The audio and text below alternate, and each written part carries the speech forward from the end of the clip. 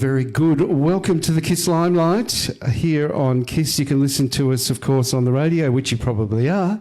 And you can also watch what's happening on Instagram, Facebook and Twitch. Head over to our KISS FM pages and you can see what's going on the KISS Limelight. And we just got, Danny's going to have a bit of a thought that out there. Okay, all good.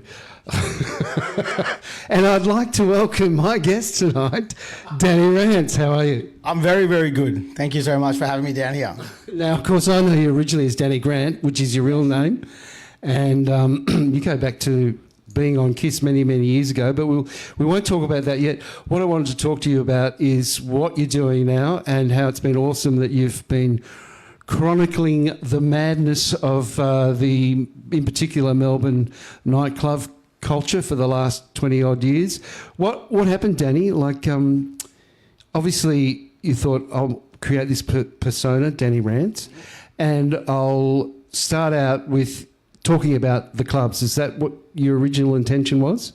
Yeah, kind of. So, like, how it kind of went about was, as I said, I was a kid. So when I was a kid, I'd always be looking for things about nightclubs because I was somewhat obsessed with them. Hence why I got into that, got into it, and I could never find any information.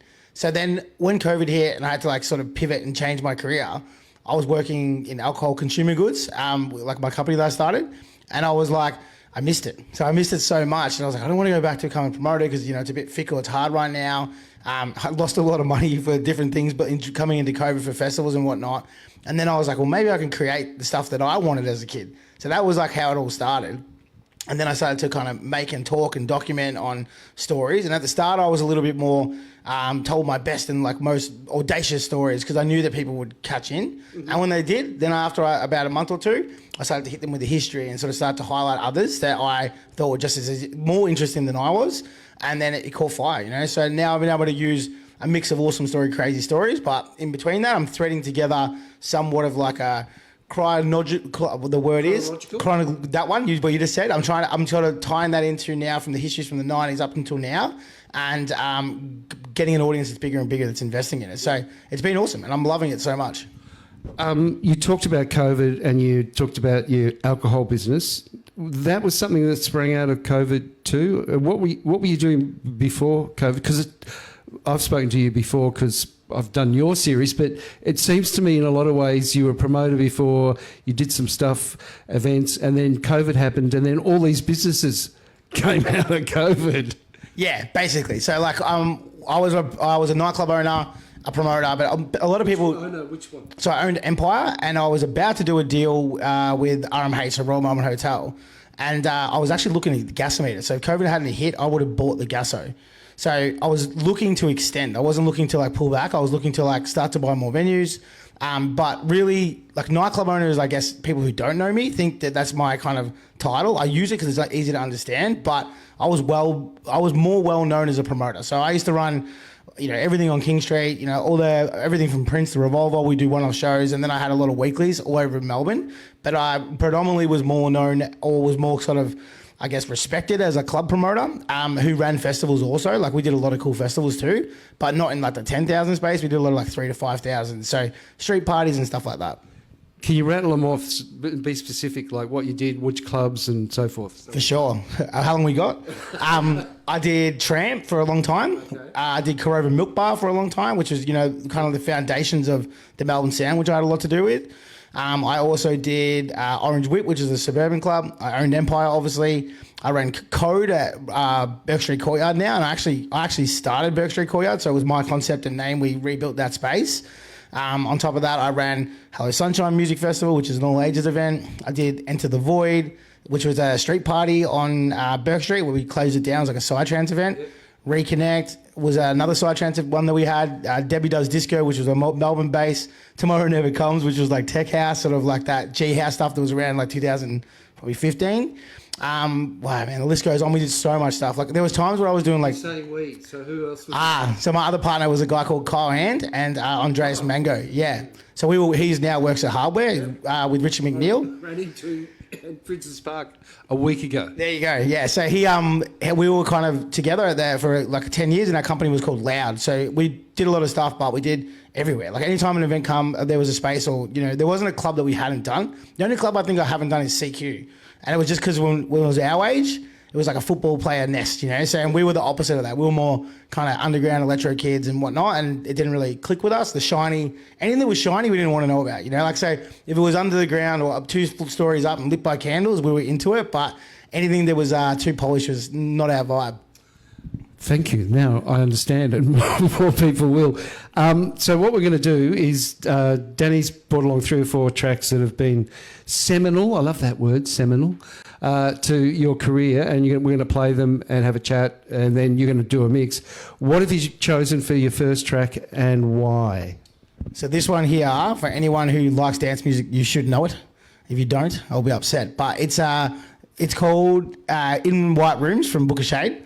And the reason why I picked it, it's actually a remix from a friend of mine called Adam Barters, who's one member of Orchestrated. But the reason why I picked this song is that one of my favourite shows I ever did was at Prince. I worked with Mike Toner from Thick as Thieves, and we did 2 sold-out Book of Shade shows, and it was magical. Because like growing up, like this song and Body Language, etc., like they were like the anthems of our early 20s. So to actually do that, sit side of stage and watch those guys do that, and the whole crowd just scream back there, dun, dun, dun, dun, to the beat. I'm getting goosebumps just thinking about it now. So this song was very important to me. So this is my first song, and this is a local boy remix of it. Hit play. Is it loaded? Yep. There we go. There we go.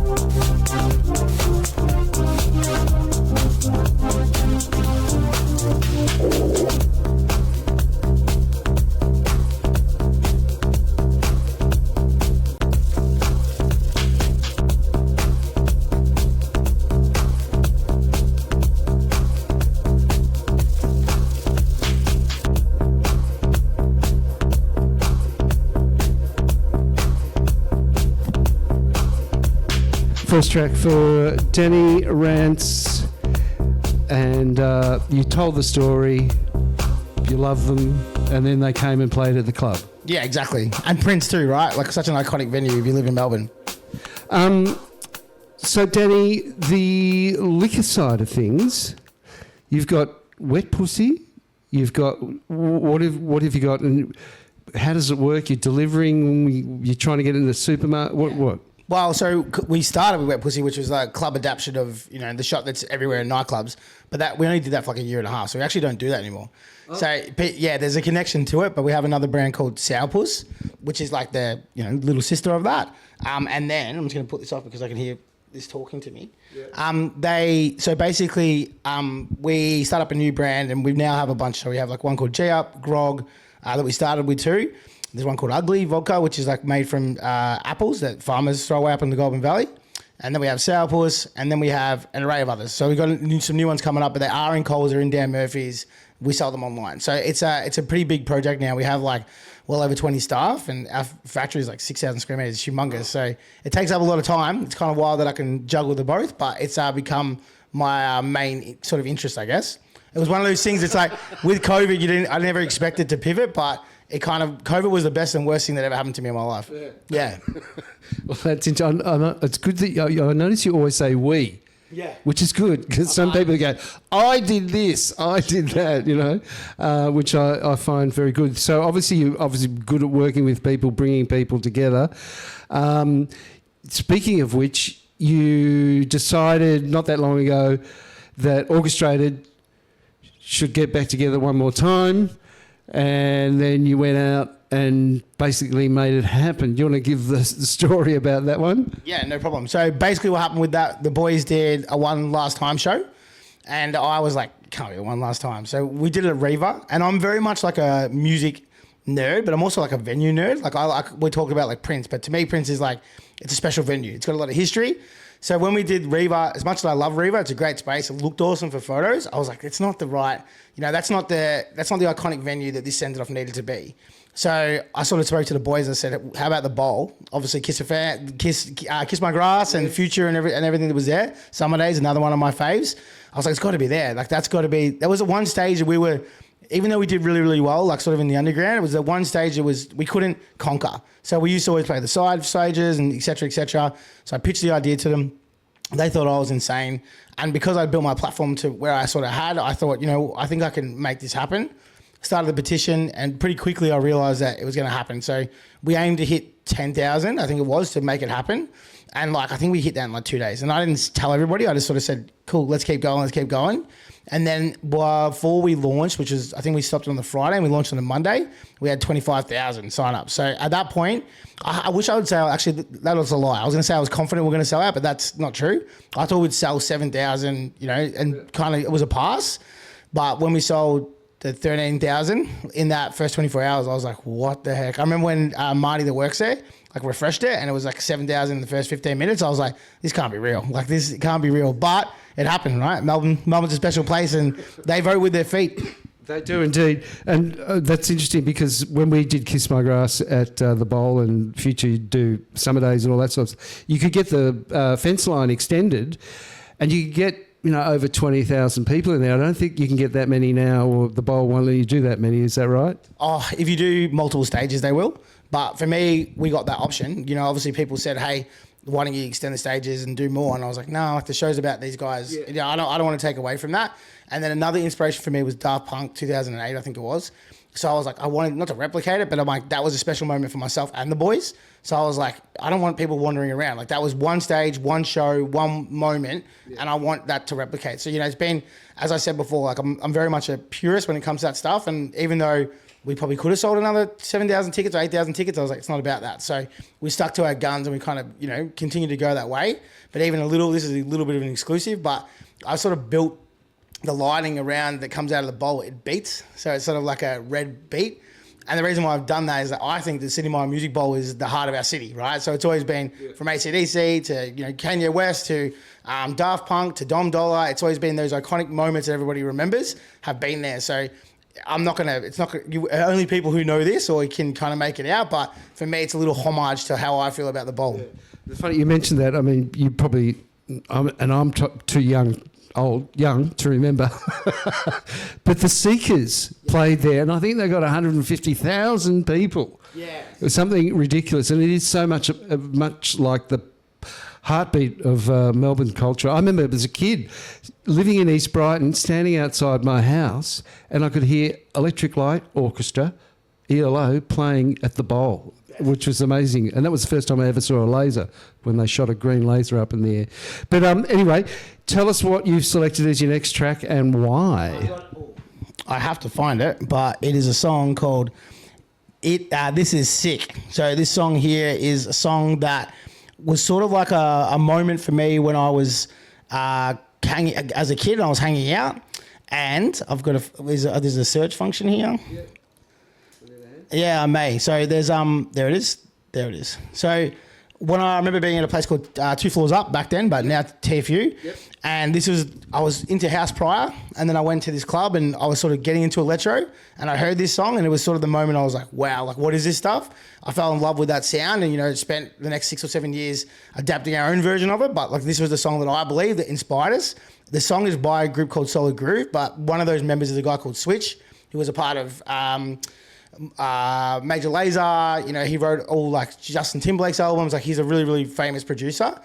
So he went on to, I think everybody in my era, or the people that we knocked around with, Switch was like the inspiration. And this is the first song that I heard from him in the first group he was in called Solid Groove. So enjoy.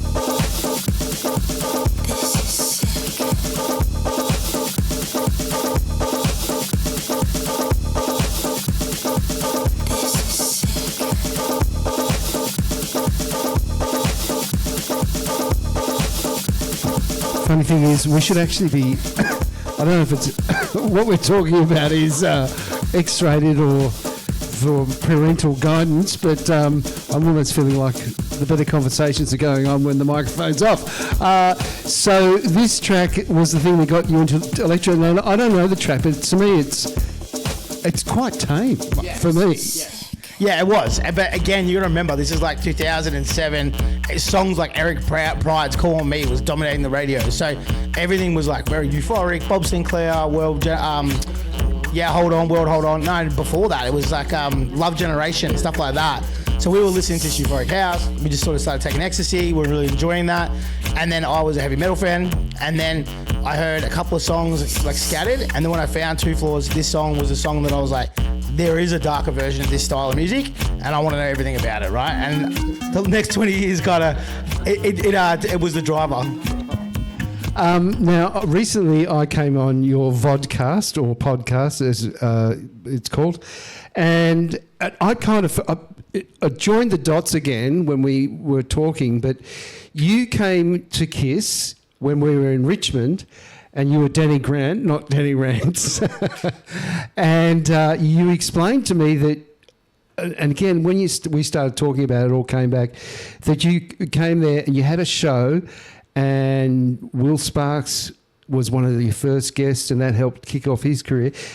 Do you want to tell us the story about your time at KISS back then? And I think it also inspired you to do what you do today. Yep. So it did. So I told you 2 or 3 weeks ago when we caught up, but basically, I don't even remember how, but we got a show and it was on Monday nights. So we were always pretty hungover still. And we'd roll up. It was called The Loud Show. Yes. So we would go in there and we would, I think it could have been in the Corover Show originally. I can't remember, but I used it as a way to promote the club that we were sort of fostering.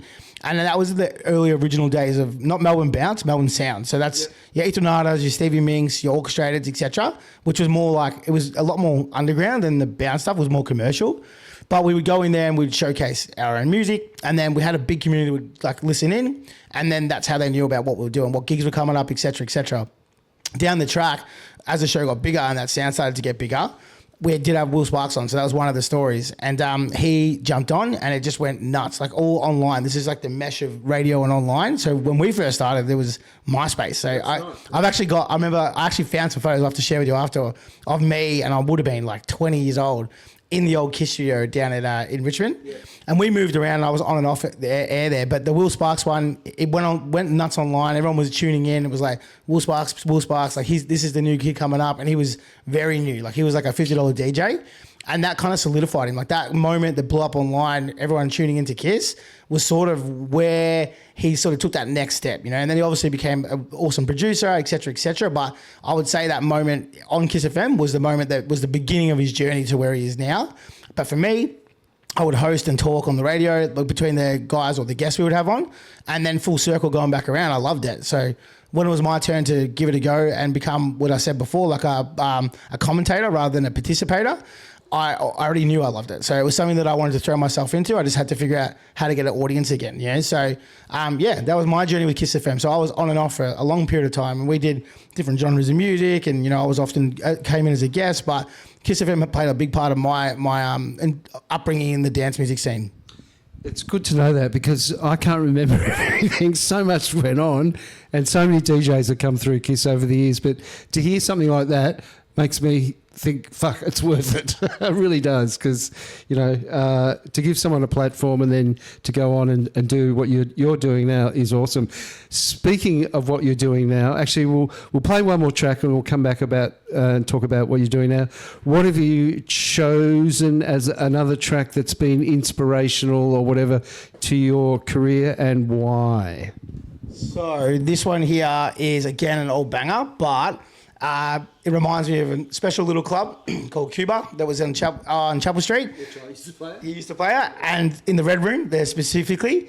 And that was another period of my time when I started to investigate new nightclubs, and these nightclubs are a bit more underground, I would say. So it was Cuba, Revolver, 161, and this song was the song that was dominating the time.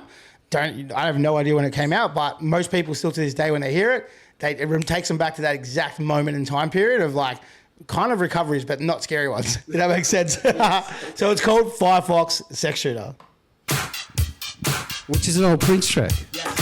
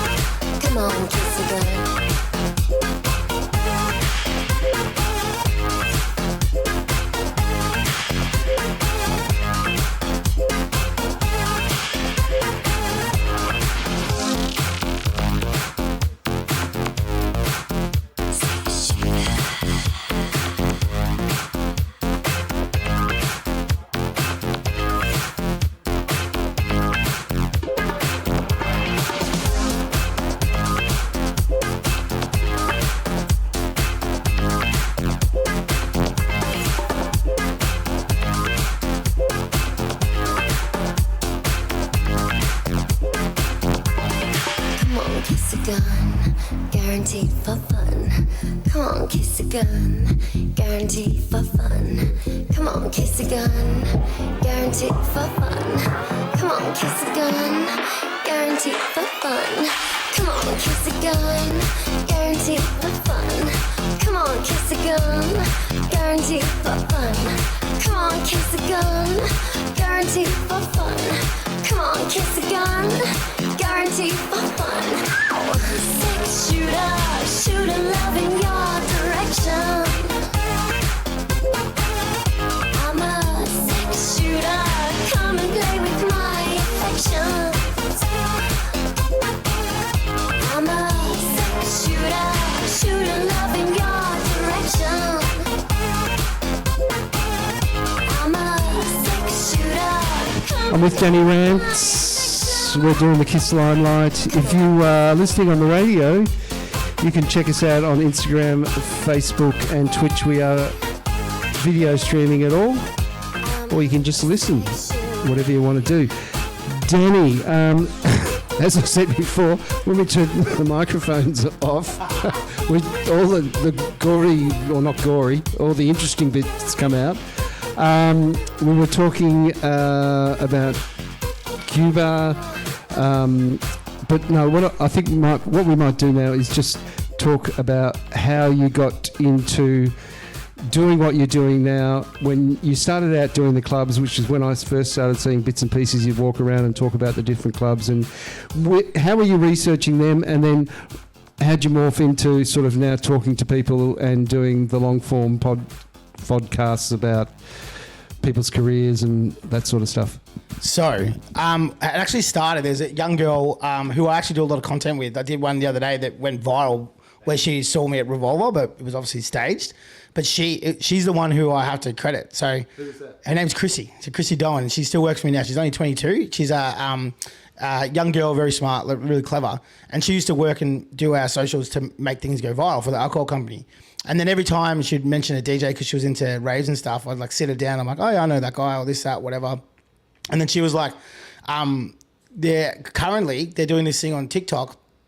So I should say she liked my stories. So she'd sit there and listen to them all the time. Yeah. And she's like, you got the craziest stories. And I was like, yeah, they're just kind of normal for my life, you know? And then she goes, TikTok just started a thing where they don't have a limit on videos. You can do half an hour if you want. I was like, okay, cool. So I didn't understand the quick like dancing stuff and content and whatnot. I struggled with that because I was older.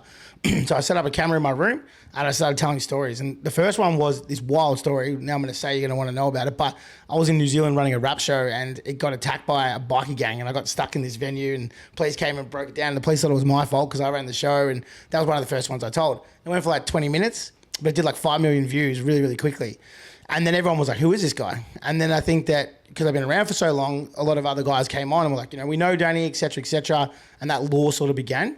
So for the first 2 months, I was just me sitting down on a couch, just telling stories about my life and my career and just crazy stuff that I'd seen happen. Everything from how much it costs to open a nightclub to the things that I used to see left behind, wildest fights, et cetera, et cetera. And I knew as I was building that audience that my next step was into this other stuff. So when I first started doing the club stuff, they were just my stories. So I'd go to King Street and I'd just tell my stories about King Street. And then I would add a little history, but I just knew because I lived there. I used to be there so often. Then I went to Chapel Street, much the same, and that one really, really went viral. And then I just continued to do that. And then, you know, I sort of study them, but I asked people. So I asked the promoter who used to work there. So that kind of connected in, because then I was like, okay, cool. I'm asking these guys these stories. They're telling me awesome stories. And I was like, and the thing for me was like, I never thought necessarily that I was the most interesting human I met. So I was like, people think that I'm interesting, they're gonna love my friends, right? So that's when I kind of committed and went to the podcast. That was like 3 months after I sort of started to create that swell.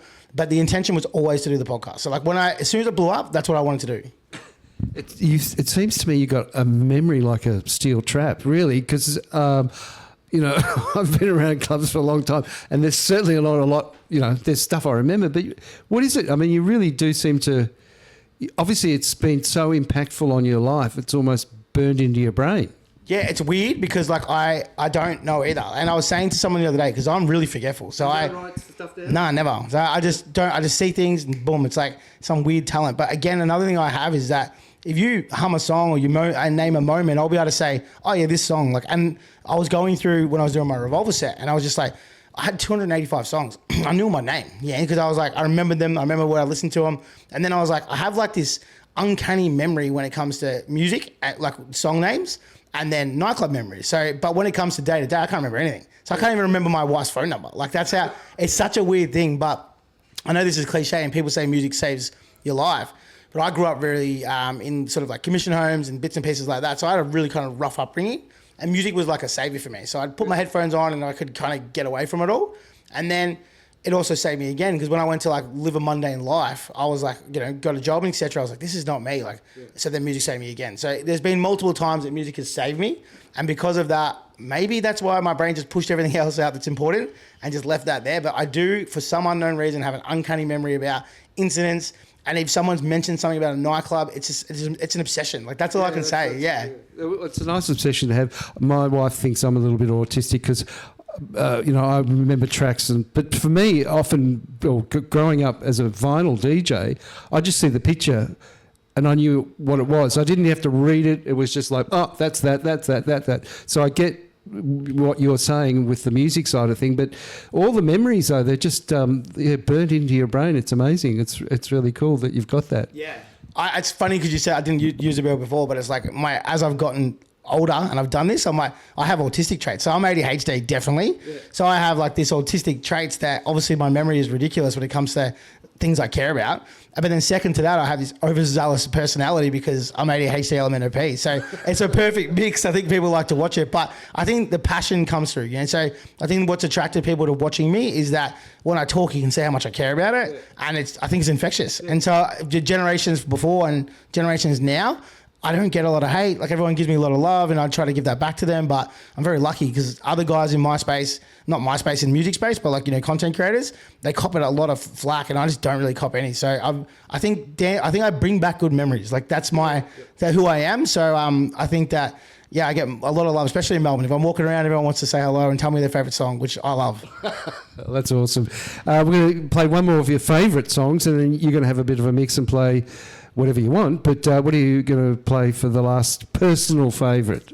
So this song is by a guy called T-Rec, who is one of my favourite DJs ever, and I think the guy doesn't get enough flowers, like even though he does. No, just my relationship with Tarek is, let's just say, all we do is hang shit on each other all the time, and I love it. Yeah, of course. He's an interesting cat, but he's a definition of an eccentric, in my opinion. Yeah. He probably would have wanted me to say that, but he, in my opinion, shaped the music style that changed my life, and he didn't even know he was doing it. So I always say, hey, you're the guy who influenced my generation, like, Nick Coleman, orchestrated, etc., and he doesn't take credit to it, but the guy's that I think a musical genius, and he should be the biggest artist in Australia. So I'm going to play one of my favourite songs from him called Favourite People. We love you, Tarek. Of course, listen to his show on KISS every Saturday afternoon, 3 to 4:30. And he'll go, Mr. Byrne, Mr. Byrne. That's what he calls me.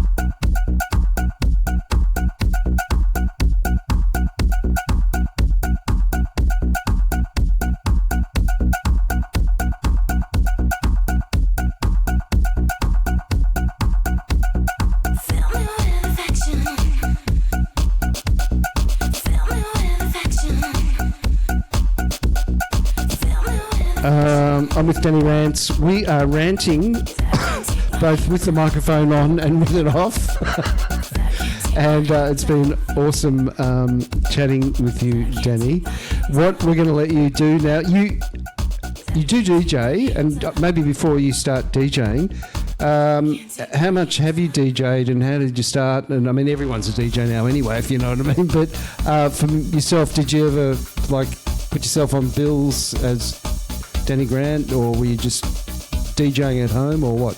Yeah, so how I started DJing was, again, somewhat of a different way, but I would run nightclubs, and back then it wasn't that easy to contact or find DJs, so they would just not rock up. So when I'd have an artist not rock up, as the scene got bigger and people started doing like 10 gigs a night or 7 gigs a night, sometimes I'd get stuck and I was like, I need to learn how to DJ. So how I originally started DJing was filling in for people that didn't rock up. And then over time, I did have a crack at it. I did this thing called Dr. Dan ages and ages ago. And I remember I did like an Australian tour, and I was getting, can you swear on this radio station? You can.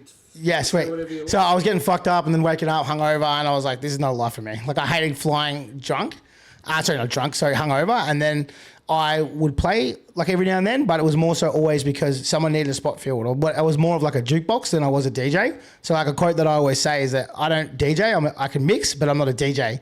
And even when I played Revolve, that was the first time really that I got to play 5 hours of songs that I like. Yeah. And so prior to that, it was always like opening set, no one can do it, I'll jump on. So it reminds me, you used to do this thing where you dress up with old man masks and stuff too, and DJ. Yes. So yeah, that was like a great kept secret up until recently. I just exposed it. So for 2 years, I've been traveling around the world as a DJ group called Rockefellers. So I've done like Taiwan, Malaysia, New Zealand, Fiji, and we would wear these old men masks, and it was very, very cheesy, like commercial house and lots of sing-alongs and stuff, and it was almost like a show. So I was actually the hype man. I'd DJ every now and then if I was too like stuffed, but I was out there doing like spin kicks and jumping into the crowd and doing shots and crawling up like scaff and whatnot. But I did that for 2 years, and in July my last gig was at the Ivy. And then I laid down the mask and sort of handed it down to someone else. But no one knew. And when people found out, they were like, even some of my friends were like, what have you been doing? But yeah. And it was, again, because my business was growing and I needed extra income. So it wasn't like I wanted to be a DJ. It was like, some people build decks, and that was my skill set, is entertaining. So I was like, this is what I'm going to do. And my wife was like, okay. So I'd go out on Saturday, fly to wherever, Bundaberg or Airlie Beach or whatever, mix, and then first plane up in the morning to be back home again. So, it was an interesting time. It was super fun. I loved it, but probably not for me long term, I don't think. All right. So, Danny, you're going to have a bit of a mix and be a DJ for about 40 minutes. What are you going to do? Do you know what you're going to do, or are you just going to see what you're going to do, or any idea? What are you going to do? Traditionally, when I'm playing at home, I just play one song and I sort of go from there. So I think I'm just going to play a big selection of all different genres that I just like. So I'll start off housey because that's sort of like where my roots lay, and then we'll kind of build it up and go a bit harder. At what point, I don't know. Now, normally you said to me, can I talk when I mix? Yes, you can. You can turn the microphone on and talk, but just remember, don't let it feedback with that. So